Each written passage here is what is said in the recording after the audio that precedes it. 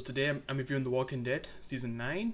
Probably like the revival of the show in my opinion, because the show was going downhill with season 8. Like it was terrible. Like I was ready to quit. If it wasn't for this season, I probably would have quit, because it was getting to the point where it seemed like Fear the Walking Dead was getting better than The Walking Dead, but then something happened with that show and it turned, in a one path with some of their decisions. Some, they didn't really have a choice, but others I was like, why the hell would you do that? And then when they finally fixed things recently, they've just made things worse, man. Like, yeah, we'll get to that when I eventually talk about Fear the Walking Dead, since that final season's coming, and when it gets to the point where I've reviewed the first half, I'll probably go back and review all the other seasons, and I'll probably need to rewatch some of them. Yeah, some stuff I just remember, but other seasons I'll need to rewatch. Yeah. But yeah, we're talking about, The Walking Dead season 9, like the show that kind of resurrected the show, because this show was going downhill after season 8, and they basically needed like a new person to run the show, because Scott Gimple just left the show in the wreck, and then he went over to Fear the Walking Dead and did the same thing, because yeah, I kind of gave up on Fear the Walking Dead after season 2, but then people said that season 3 was good. Hell, better than some of the seasons from the actual show. And when I watched it, I was so shocked how good it was. But yeah, I need to stop talking about Fear the Walking Dead. Basically, Scott Gimple, like, he was the one who made some of the best seasons and some of the worst seasons. So they had to replace him, basically. And basically, Angela Khan kind of takes over for the rest of the series from, season 9 to now. Since we're on the final episode now. That's going to be coming next week. Less than a week at this point, but yeah. I'd say she did a pretty good job for season 9 and 10. It's just 11. It's been a bit average. Like, it's been rough. Like, for a final season, oh man. I just hope the last episode's good. The penultimate episode, like, that actually, to a degree, felt like a penultimate episode of the entire series. And I just hope the final episode feels the same way, and it has an ending that I'm satisfied with, at least. Because even though, like, season 11's been mostly average at best, they can at least end it well. Yeah. I just don't think I'd ever rewatch season 11 again. Maybe the last 2 episodes, but they didn't do a good job. But yeah, talking about season 9, so let's just get into it. So yeah, basically, it continues off like, is it 3 or 4 years later after the events of season 8 when they defeated Negan? So basically, Negan's been a prisoner ever since. Well, I think it's like 2 or 3. Well, I'm sorry, 2 to 4 years later anyway. But yeah, basically, they've all got to a point where all the communities are working together. They're kind of trying to rebuild the world into like Cal's image, because he used to talk about the future, and they're trying to make it a reality, basically. For Judith and all the others. Yeah. You got Aaron, who, is looking after Grace, like she's got older. Yeah. Then there's Ben, who basically replaces Cal. Yeah. Basically Ezekiel's son, and, Ezekiel and Cal get together, so there's that too. Because there was a time in season 8 where Cal just wanted to die, but Morgan, actually, helps her. Was that in season 8 though? I'm not sure. Or was that in the other season? I'm not sure. But basically, there's a time where he saves Carol, and then she eventually gets to a point where she ends up with Ezekiel, and they basically look after Ben together, because they kind of set up Ben in like season 8 to be the new Carl, after he died. Like they already had things in motion of replacing Carl, and we'll get later on with what they do with that anyway. So yeah. So it just seems like things are better after they defeated Negan, a couple of years later. But it's got to a point where, they can't really use cars, don't really have guns anymore, because, petrol and stuff, they've kind of burned down and stuff, like, they've dried up, basically. Like, things are becoming less common to find, like, those kind of things. So they kind of ride horses and stuff these days, yeah. As for the Saviors, I guess I don't know if you could say, they're not really working with everyone else, they're just doing their own thing. Then they kind of I don't know if they secretly wanted revenge or not, because they do try to steal stuff from other groups, and when Maggie finds out about that, that's when she starts to strike back, which I guess we'll get to Maggie, yeah, and what she decides to do, because she's just got to a point where she just wants to get rid of all the Saviors, even though like she's been able to coexist with him, she's got to a point where I guess someone close to her dies. Even though I don't think it had anything to do with saviors. It was like a horse that accidentally killed someone she knew, and she was upset about that. But I guess Gregory trying to all the things he's done over the years, and I'm not sure if I can't remember if he tries to do something in this moment. So basically, Maggie decides to kill him, just like in the comics, like hand him as an example.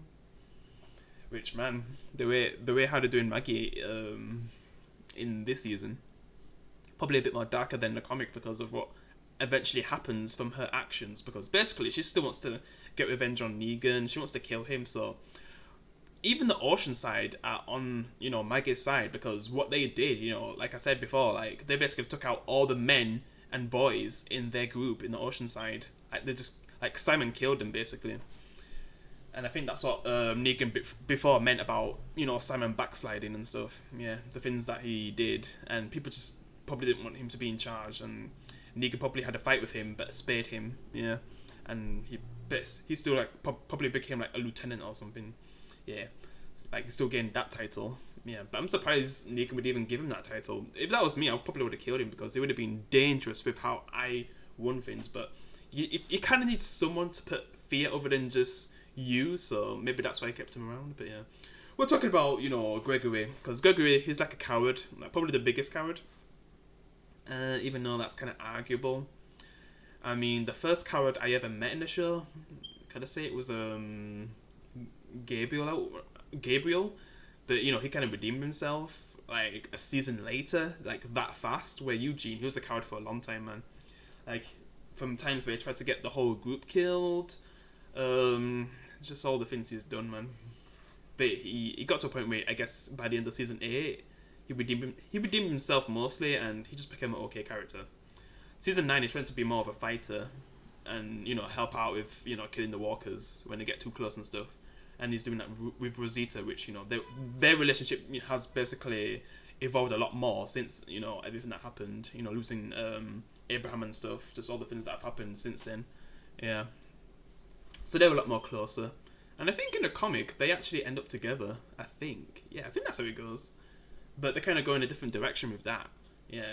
And it's a bit awkward with what to do with Rosita, man. Like, to a point where, is she a hoe? But, I still respect her and stuff.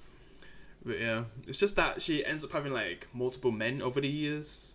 And I think it's after, like, the second time skip, which will happen after the stuff with Rick. Because this was basically Rick's last episodes. And let's just say what Maggie does ends up, making that happen. Because basically she wants to take out the Saviors. She ends up killing them without Michonne and Rick knowing. Because basically Rick doesn't want any beef with the Saviors. So Maggie ends up killing them. I think Carol does that, but it's because the Saviors bothered her and tried to steal from her. So she ends up killing them. Yeah, some of Negan's old lieutenants. Like she kills some of them. Maggie ends up killing a rat who killed that lady from I can't fully remember her name, but she basically killed that person, and that's someone that I guess Rosita kinda got killed for trying to kill Negan. But yeah, but the one who basically sorted out the food storage in Alexandria, I forget her name anyway, so but yeah, that's who Maggie ends up killing, because she was kind of begging for mercy, because I think she actually became a part of the community as well. And she still got killed, even though like she's not really the same person anymore. But I guess you can't really run away from your sins, especially if you was with the Saviors and Negan. And I think she was there at the Oceanside when Simon killed everyone. I think she was the one who was actually pulling the trigger as well. Because Simon, I don't even think he even does that. He just tells everyone else to just pull the trigger. And I guess Arat was one of them. And I guess the main girl who I guess Tara had a relationship with. I don't know if we ever got to see it get too far though. I think I'm not even sure if there was a scene where they even kissed anyway. I'm not sure. But yeah, basically, basically she wants her dead because of what she did. So Maggie ends up killing her. Well, either one of the two anyway. Yeah. and then her next, big target is to kill Negan, but that's going to be a bit harder. So she needs to find a way to get, I guess, Rick out of Alexandria, which, I guess we'll get to the main thing that will happen. Yeah. So yeah, when it gets to, like, Rick's final few episodes, like, episode 4 and 5, So basically, Maggie's plan is to, get Rick out of Alexandria by doing some kind of diversion with Daryl. So Daryl's the one who agrees with Maggie to, get them out of Alexandria, and they end up having like a fight as well. And Daryl ends up putting him in like a pit or something. Yeah. And we get the brother line and stuff, just like a callback to like season 4, man. Yeah, all that stuff that happens there. Because basically Daryl, he still feels guilty for what happened to Glenn, so he kind of agrees with Maggie to kill Negan. Because Maggie is the one who, after Rick and Daryl leaves, she goes in to try to take out Negan. And then we actually see Negan, and he seems like a broken person. I mean, when we see Rick and Negan talk, it doesn't seem like he's changed that much. Not too much, but deep down, he does have a lot of guilt because he had to spend time in that cell thinking about all the bad stuff he'd done. Just actually having a moment to think about everything he's done, like, I guess that's what truly broke him. And when Maggie sees that, she decides to spare him, but then that's also a huge mistake because of what happens with Rick. Because basically, after Daryl leaves him in the pit and he's trying to get back to stop Maggie from killing Negan, I think he ends up getting swallowed by walkers and stuff. And while he's on the horse, kind of like, they kind of make a reference to like season 1 when he's on the horse and then things start to go bad, but then when he falls, he ends up falling on a spike and it seems like he's stuck there and, bleeding out, and then all the walkers are getting close, and that's how they end the 4th episode, like basically one of the last episodes of Rick Grimes in The Walking Dead. And then there's episode 5, the final episode, where he starts hallucinating. He somehow gets out of the trap and he's just trying to walk away because the horse is already gone at this point. I think the horse gets killed, kind of like how it does in season 1, and then he just starts hallucinating while he's trying to walk away, and you start to see like old characters like Shane, Herschel, and Sasha, the ones that died. I guess probably the Herschel one's probably the one I enjoyed the most, because that was the one that I feel like that's the one he's trying to honor the most at this point, because like season 4, 5, 6, he was a lot more like Shane, and when he's talking to Shane, like, he basically says how you basically became me and stuff. Like, there were some cool scenes. But Herschel, like, saying that he was, like, really proud of him. And that was a good scene. And Sasha, I guess that was okay, where you see him, like, surrounded by all the dead people that have died throughout the show. And it's kind of a reference to, like, one of the issues from The Walking Dead. I'm not sure if it's one of the issue covers for issue 100 with all the characters that died. Yeah. Because that's a cool issue cover. Yeah, it's really cool. Yeah. There's some cool hallucination scenes, yeah. And then it gets to the point where I guess Rick gets to the bridge, what he built, with everyone. And then they're trying to help him because they see all the walkers behind him. But then, like, I guess Rick thinks, like, if they try to help him with all the walkers that are there, they could end up getting someone bit or something. I'm not sure how things actually would have went. I mean, to me, I feel like they would have been able to get Rick out of there without anyone getting hurt. In my opinion, anyway, because everyone at that point was just trying to get to Rick. Even when Maggie finds out with what basically happened because of her, she tries to get there. Basically, everyone tries to get there. You just see everyone trying to get to Rick, but then Rick decides to pull out his revolver one last time for his family and shoots it, and then the whole bridge blows up, and it seems like Rick's dead. Everyone's mourning him. Michonne's destroyed. Maggie, she just probably has so much guilt for what she just, for what basically happened, because she blames herself for that. And she basically disappears after that. Like, we don't see her, like, for the rest of season 9 too. Because she basically leaves the show after that scene as well. So basically, we basically lose both the main character and Maggie in that episode, yeah. But then, like, you see, like, a hat floating down, and I think that's when they find him with Revolver as well. Well, because Daryl tries to find him for like years as well, man. Like he tries to look for Rick for so long, like just any clue or at least his body so they can bury him or something. And he never really finds anything. And we kind of find out what he's been doing in that time in season 10, because he does find something, but it's just not really related to Rick though. But he does find something which I think I've already talked about it in my season 10 reviews anyway. So yeah, because I'm just going to be talking about season 10A. Because that's the only part that I haven't reviewed, yeah. But yeah, basically, Rick does actually end up somewhere with Jada, because we find out like she's actually related to like the helicopter stuff, and I think she tries to take like Gabriel, because Gabriel and Jada, I guess, get together. Like we just get some really weird relationship stuff in this. I mean, there's some that I'm fine with, like with Sadiq and Rosita, but then it eventually gets to a point where she's with Gabriel after what happens with Jada anyway. Yeah.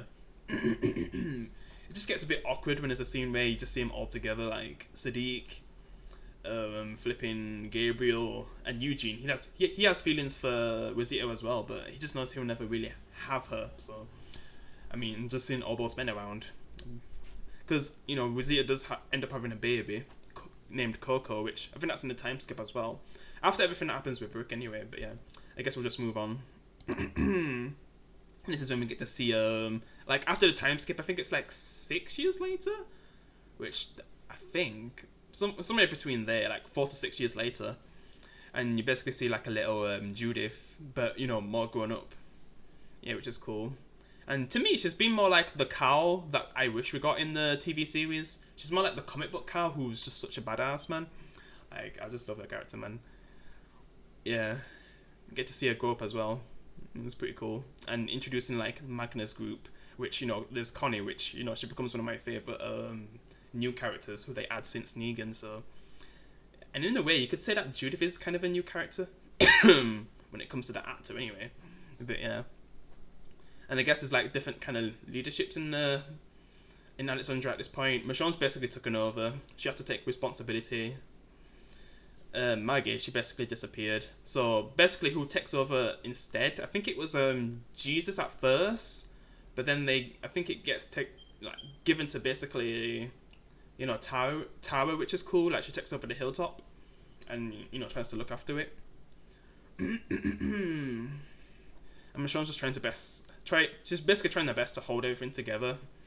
And I'd say she pretty much does a good job, even without Wick and everything that's happened. We get some flashbacks with what she's been through, before, I guess, because we find out like Wick actually has a son named RJ, and we kind of find out some like flashbacks with what happened with that kid, before he was born, and we get to see like the other actor of Judith one last time, because basically like I think Judith gets kidnapped by this group, and basically she tries her best to get her back while she's pregnant with RJ. Like she has, like you can see like how big it is as well. Like she's about to have RJ, and she's like just going out there trying to get her, daughter back, Wick's daughter. And she kind of gets the help from Della as well. Like that's kind of like a storyline that they saved for later, because they had these markings on them, and we don't really find out the full story until I think later. So I don't even know if that's on this half anyway. But yeah. And then I could get to the stuff that eventually happens with the Whisperers. Where are they? Like basically, there's like basically Eugene and Rosita end up getting surrounded by walkers, so they end up hiding in like mud. But then it seems like they actually hear the walkers talk, which if you're a comic book fan, you already know what was going on when I said that, and I was just like, oh, I just got goosebumps. Like, where are they? The Whisperers are coming, man. I got so hyped. Yeah. And then, like, oh my god, that was just a cool time, man. Teasing the Whispers like that, and you just see Eugene's like, oh, face, and, was it just like, oh god. Yeah, and then, they basically try to tell him what was happening, but I don't know if they believe him straight away until it's kind of too late. Yeah. Also, some of the stuff that happens with Aaron, when they're dealing with walkers, I'm not sure if they're dealing with Whispers at that point, but he ends up losing his arm, and he ends up getting, like, a spike arm, yeah. Because Jesus is there for him, because they was kind of together, I guess. And then it gets to a point later on where, there's just so many walkers. They end up in this graveyard, and then, Jesus basically ends up fighting off a lot of them with his karate. And then one of them, like, is actually a Whisperer, because these Whispers are basically people in disguise as walkers. Kind of like how you use the Guts trick, but it's like a next level, because they basically take off the walker's flipping face and they put it on them, so... And then, I guess, they kind of smell as well, so... They can blend in even better with the walkers, and they use like whispering techniques to communicate with each other. So Jesus had no idea what was going to happen, so he ends up getting stabbed, and sadly he dies, and that's how they reveal it, which is kind of disappointing, because if you've read the comic, you know how how big of an impact he has on fighting the Whisperers when we get to the Whisperer War. So it was kind of disappointed that he's the first victim of the Whisperers. Yeah, it really sucks. And I guess that's the end of the first half. Okay, so the second half. So basically, Negan ends up escaping, and I think before he ends up escaping, I guess throughout the other years after the other time skip, yeah, well, before the, yeah, basically after everything that happened with Rick, he ends up having like a relationship with Judith because she keeps like sneaking down and seeing Negan, so he doesn't end up alone and going crazy. Because the last time someone tried to see him, they tried to kill him, but he was actually ready to die because he couldn't really live with what he basically did to Maggie and everyone. So in that moment, he was ready to die, and that's the reason why Maggie spares him so he can, basically suffer more. But then, basically, Judith actually helps him get some of his humanity back, and maybe you could say that Judith is actually the one who actually saves him in a way and makes him the person that he is today, of all the good things he's done recently, from I guess late season 9 to now, because he becomes like a completely different person. Sometimes it looks like he's kind of backsliding to how he used to be, but I mean, you gotta have some of what you used to be a better person now, yeah, and to be the Negan that we all know and love, yeah. But at least he eventually gets to a point where he does redeem himself, yeah. Even though he feels like he'll never be able to fully redeem himself, he's just basically happy to be doing something right. I mean, that's what he gets to anyway.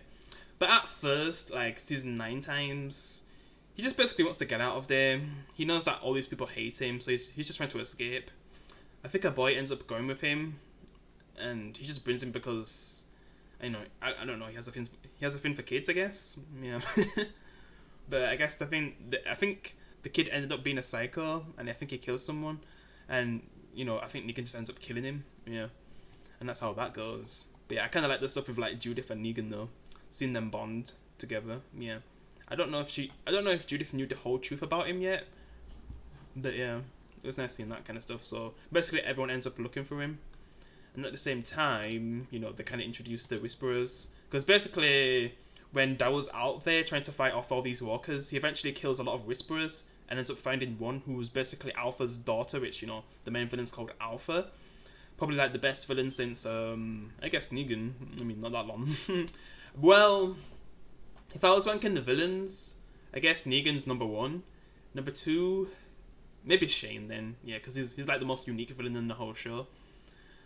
It's just the reason why Negan's my number 1 is because he became my favorite character. He became my favorite villain. There's just so many things. He's just so entertaining to watch. Yeah. Shane, he was just the most unique person, and he was way ahead of everyone. Like, he was basically 5 seasons ahead of everyone from season 1 or 2. Yeah. Like, he was just so ahead in how you should be thinking to survive. Yeah, it's just that he went a bit crazy, so he ended up becoming the villain when he could have been like the ultimate hero to keep everyone alive. Yeah. And then I guess third place, I guess I'd give it to Alpha because she's just she finally gave something that The Walking Dead never really had, and it was true horror. Like, my god, some of the things she does, man. My god. she definitely brought true horror into The Walking Dead. Yeah. I mean, sometimes there'll be moments where the walkers can be scary, but when it comes to the actual people, I mean, Negan definitely did a good job in his introduction, but then it just became like, man, they're just slaves at this point. The way how they're treating that group. Yeah. But yeah, Alpha, like, she just brings something definitely unique and new to the table that kind of refreshes the whole show. Yeah. And I was happy to finally see this comic book villain come to the TV show, because they basically saved the show for me. For the people who were still watching, they basically, like, Alpha and the Whisperers basically saved the show for me. Yeah. But yeah, basically, Daryl ends up taking the daughter hostage. She doesn't seem like she's as bad as the ones who, she's with. But basically, I guess she explains Alpha's her mother, and she doesn't really want to be with him. And I feel like Daryl's starting to kind of bond with her too. And he's thinking like, maybe he shouldn't, take her over, but does he really have a choice, because, something might end up happening. And I think they end up getting like Henry anyway. I keep calling him Ben, but it's Henry. Yeah, I don't know why I call him Ben. Hello. I don't know why I'd think he's a Ben. I think it's because I get mixed up with Henry and Ben. Like Ben's, I think the one from season 5, 6, right? Who Carol didn't even bother to care about. But then Carol ends up caring about Henry though. Yeah, and basically it becomes like her son. Because I feel like she got to see Henry grow up way more than she did with her own daughter at that point as well. Like Papa got to see him grow up. So yeah, man. Basically, it became her son at that point. Yeah. Even though Henry lost his real family. Yeah. That was basically raising Henry with Ezekiel. And I guess Henry ends up, caring about, Lydia as well. Which even to a point where Negan's like sharing like a jail cell with her, I think. I'm not sure if we even got to that point, really. Did we even see that? I'm not even sure. Because I don't know if like Negan ends up having to go back or he decides to go back. And then they spend like a jail cell together or something. I'm not sure if that actually happened in this moment or not, but I swear that did happen though. It's just I haven't watched this I've only watched it once this season, so yeah. There's only certain episodes that I rewatched again because they were so good. Which we're gonna get to that certain episode that I really enjoyed. But yeah, he's basically trying to do a trade, and I think things end up going one, and just basically Henry gets taken by Beta. He's basically the muscle of the Whisperers, and the most coolest, I guess, and the most loyal servant to Alpha. And I guess in the old world, he was kind of like a celebrity. And I feel like they make references to him in Fear the Walking Dead, because there's a character who loves his music, and man, I feel like when it gets to eventually to a point where the characters actually realize who he is, man. Just the reaction. I think it's Negan who realizes who he is. Yeah, and just seeing like a Fear the Walking Dead character listen to his music, because I think you actually see his face on the cover of one of the music as well, for the character that's listening to him anyway. But yeah, basically, I guess he was a celebrity in the old world. It was kind of like that in the comic too. Like, basically, I think Aaron also realized who he actually was from the old world. Some fictional character, I guess, but yeah. Kind of like how Tyrese was actually famous in the comic version anyway. Like, he was like a footballer or something. Like, he was a big player, yeah. But they didn't really go with that in the TV show. I guess not, no. But yeah, basically we'll just get back to what's going on. So Henry's basically there as like a hostage. The only reason I think they don't kill him is because I guess Lydia likes him, and I guess maybe the mother's intrigued by that and stuff.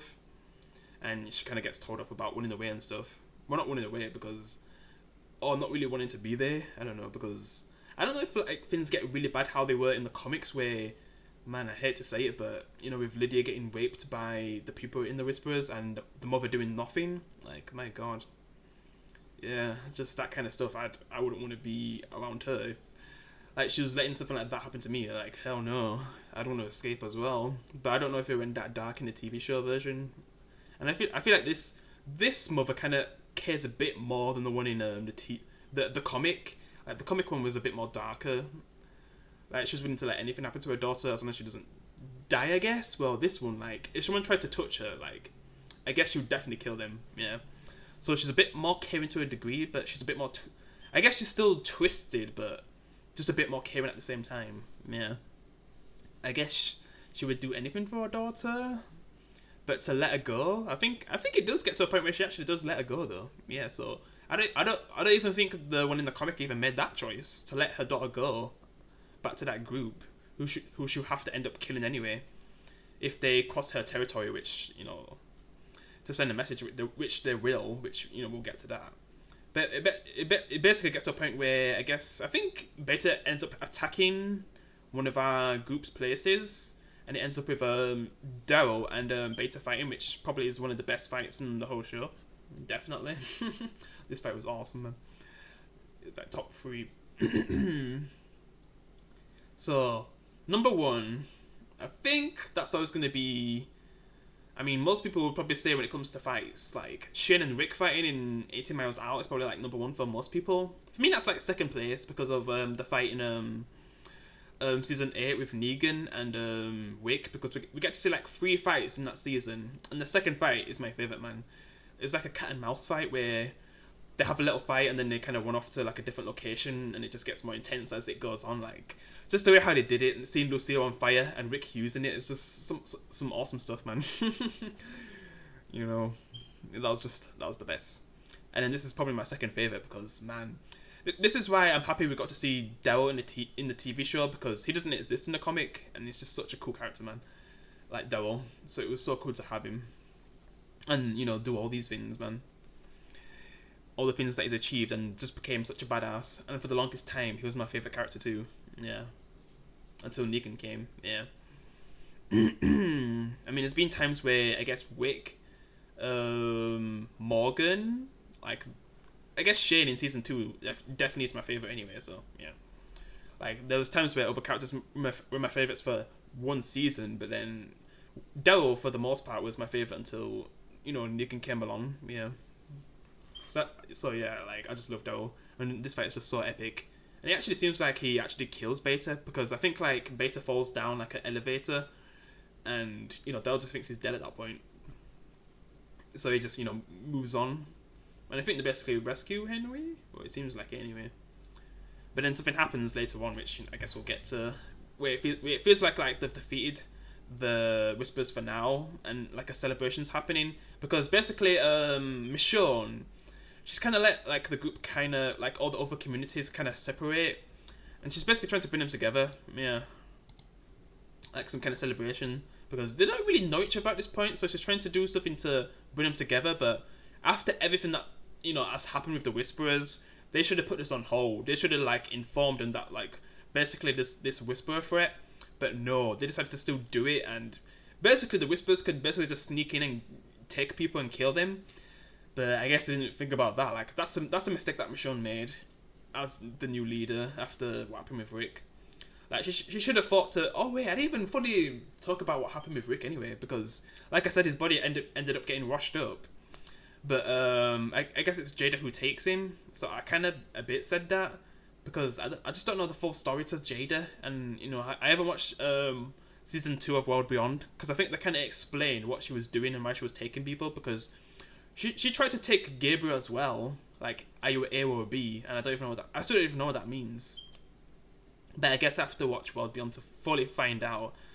I'm gonna have to do it, man. I want to find out, man. I just want to find out what that finally means. Yeah. So even though season 1 will be a pain to get through, I feel like I still have a few episodes to watch, which, oh my god. But for season 2, because I guess there's still that TV show with Rick to come, so I have to watch it and get answers to what Jada was even doing. Yeah, because she ends up leaving with Rick, because Rick does survive, so yeah. But yeah, basically back to this story. Yeah, it just doesn't really work out. That's all I'm gonna say. Like, trying to have like a celebration and bringing the communities together again. Because when it comes to keeping everyone safe, I'd say that's where Michonne's done a good job. But up until this point, when she's trying to bring everyone back together, it all goes to hell, because basically the Whispers kind of sneak in. Like Alpha sneaks in as like pretending to be one of the people from either the Kingdom or Hilltop or whatever. Because did they do the celebration in Alexandria? I'm not even sure where they're doing it again. I think it's Alexandria, but yeah, because I think it's Michonne who arranged this, so they come to Alexandria, I think. And they try to have like a celebration with each other, but then I guess some of our characters get taken. Yeah. And you know that just doesn't end well, which, you know, I guess we'll get to. So yeah, the Pike scene. I mean, they kind of teased it before it even happened, and I was thinking like they was gonna go with some of the comic book deaths that happen, like, because basically in this moment where I guess some of our characters get taken from this fair, because the Whispers basically sneak in and take people, and then they basically end up cutting their heads off and putting them on pikes. Well, there's 2 characters who I thought were definitely going to be on it. Well, I wasn't 100% sure, but yeah, I was kind of scared for it to happen, because some of the stuff that I was doing with Rosita, I was liking. Ezekiel, I was liking. Like, to a point where they kind of reference, like, Michonne and Ezekiel's, like, relationship in the comics. So meta. Like, because, yeah, I was still enjoying what Ezekiel was giving us, even though he was a bit I don't know if it gets a bit down after what happens, like going into season 10, but yeah, I guess we'll cover that. And, you know, Henry just basically being such a big, like, really important thing for, you know, Carol, because we've never seen her so happy in such a long time. I can't even think, like, the last time she was really happy. Like, really, really happy, man. And, you know, oh god, the deaths. So yeah, basically, Ezekiel and Rosita, I thought they was going to be the ones who would be on it, because they're basically the big deaths in the comic, but instead, it's, yeah, it's Enid, you know, the one who used to be with Carl, but ends up with, I guess one of the people that Maggie spared, and I thought, like, Maggie was going to end up with that person, because she does end up being with someone in the comic, and I thought it was going to pick this character in the TV show, but I guess not. I guess Enid ended up with him. Yeah. But, you know, Enid ends up getting taken and killed on the Spike. Yeah. And then, Tara, which... Oh man, that one, you know, hurt me, because you all know that I love Tara, and when I saw that I was broken.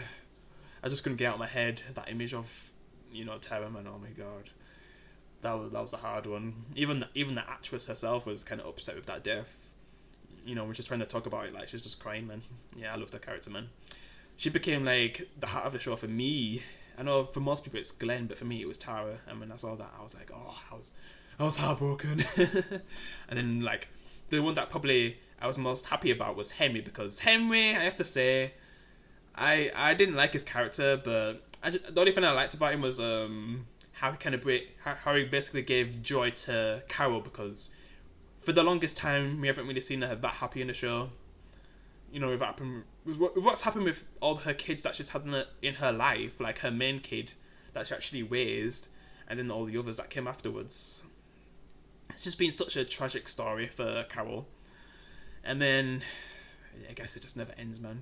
She loses Henry, man. He's on the pike, yeah. And even though I was kind of happy that he died, I was kind of still sad for Carol, because the amount of suffering she's been through, man, it never ends.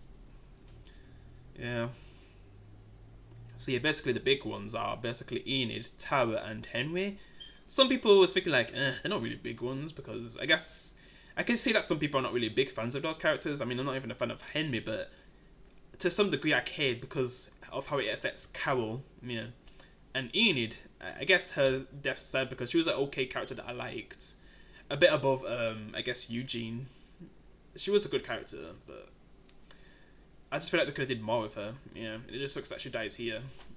I feel like they should have did more with her first. The same with Tara, which is the one that actually broke me. Like, man, because she ended up becoming the leader of Hilltop, so she was a really important character. And most of the deaths are from Hilltop. Some of the side character deaths, like the kids who basically hang out with Henry, I guess most of them die. Yeah.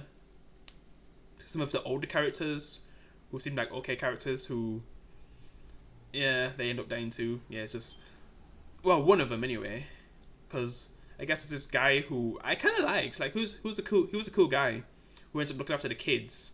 Like, he watches over the kids and stuff. Like, both him and his wife, which the wife ends up dying in the Pike scene. Yeah. Like, I feel bad for him because those two were okay characters. Yeah. I mean, things got real. Like, they was willing to fight as well. So even when he loses his wife, he wants to fight against the Whisperers. Everyone does, basically. Everyone just basically wants revenge at this point. But then there's like a time skip afterwards, which for the first time we get to see Snow in The Walking Dead, because in the comics we got to see it way earlier. Like, I think it's before they even found the prison we got to see Snow, but that's the comic though. I think the way how they made it finally happen in the TV show is they had like some kind of studio and, you know, just basically snow coming down, so there wasn't actually in like a snow environment. They were just like in the studio and they just made it like a snow environment and stuff, and making, you know, snow come down and stuff. And I'd say they did a pretty good job, yeah. Finally get to see Snow in The Walking Dead and actually make it believable too, and seeing like the walkers turn to like flipping ice and stuff, like statues. Yeah. But it kind of made them, you know, our main characters slower to move around. And when it gets to a point where, you know, something happens to Judith, Negan's the one who ends up saving her, which starts like the level of his redemption arc, I guess. And going into season 10, like, it even increases even more, man, which, I'll get to. But basically, this was like the first steps of redeeming Negan. Yeah. When he basically saves Judith, because Michonne gets worried about Judith when she gets lost in the snow, with everything that's happening. Yeah. Yeah. Because things get really hard for them, because they're trying to find food or something. They're trying to find shelter and food, because with what the Whispers do, man. Because I'm not even sure if some of the things that they do is also in season 9, or is that in season 10, where they kind of destroy some of their homes and stuff. But I think it's mainly because they're trying to look for food. I think that's the main thing. And then in season 10, that's when they actually start to damage some of their homes as well. I think Ezekiel loses his kingdom, so he lost Henry, he lost the kingdom so far to the Whisperers, and Carol, like, she's not the same. So basically he lost Carol as well, because she's just like broken after Henry, man. Because that was someone that was basically someone who she got to fully see grow up, and she ends up losing him, man. Yeah. So, because it seems like, Carol and Ezekiel was like fully together, but then when, Carol lost Henry, she became distant. Yeah. And yeah, I guess I'll talk more about what happens going into season 10. But this season, like, it was a really good season. Yeah, it kind of saved the show for me, because if this season didn't happen and it was another bad season, oh my god, like, if Scott Gimple made this season, like, he probably would have found a way to, like, kill off all the characters. He would have killed Wick, he would have killed Michonne, he would have killed Maggie. Like, finding out, like, certain characters are leaving, he wouldn't care. He'd just, like, dead. Because Scott Gimple got too crazy with killing important characters. Like, by the time we got to season 11, I feel like we'd only have, like, BC characters left at this point. Like, Devil would probably be dead. Carol, I mean, I don't even know if we would even get to a point where we would have spin-offs. Like, Negan, who knows? Like, Scott Gimple was going a bit too crazy with the character deaths.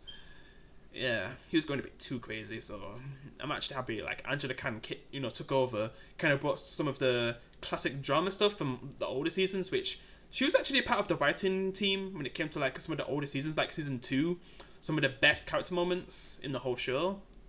So I can kind of see it in this season, like, we get some good character moments, especially in season 10, which it gets even better. Yeah, man. She did a good job. And season 10 too, which, I'll get to, even though I've kind of mostly covered season 10, so it's just basically the first half. Because if you want to see the second and third half, you can just watch my other reviews. I'm going to be fully sorting them all out together when I've uploaded everything, and then it'll just be like the last episode. Yeah. But yeah, she's done a good job. And I guess I'll end my review here. Great season. Definitely, if you definitely didn't watch the season, you need to watch it, man. Even after you know everything, like, it's just worth the watch anyway. Because some things got spoiled for me, sadly. And when I got to season 10, I had to be even more careful because I didn't want spoilers. And that was another great season. Yeah. And then 11, it could have been better. That's what I'm saying. But yeah, I just hope it ends well. But yeah, guys, I guess I'll end the review here. Appreciate if you can leave a like. I'll see you in the next one. Peace, guys.